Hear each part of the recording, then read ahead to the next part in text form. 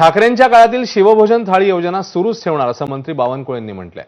शिवभोजन थाळी योजनेकरता 200 कोटी रुपये मंजूर करण्यात आलेत। महसूल मंत्री चंद्रशेखर बावनकुळेंनी ही माहिती दिली आहे। आम्ही उद्धव ठाकरे साहेबांचं शिवभोजन चालू ठेवू आणि नाही त्याचे पैसे या कॅबिनेटमध्ये मंजूर झाले, म्हणजे मंत्रिमंडळात सूचना दिल्या मुख्यमंत्र्यांनी की 200 कोटी रुपये जे शिवभोजन थाळीच्या ते देण्याच्या सूचना दिल्या आहेत। जर त्याच्यात विनोदाचा भाग सोडला तर तुमचं म्हणणं राज्याची स्थिती अत्यंत चांगली आहे। कधी कधी कुठल्या आर्थिक वर्षी, आता यावर्षी इतकी अतिवृष्टी झाली आहे या राज्यामध्ये, पुढच्या 5 वर्षामध्ये आम्ही जो संकल्पनामा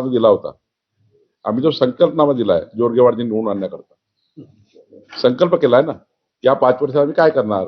लाडक्या बहिणीची योजना पुढचे 5 वर्ष सुरू राहणार।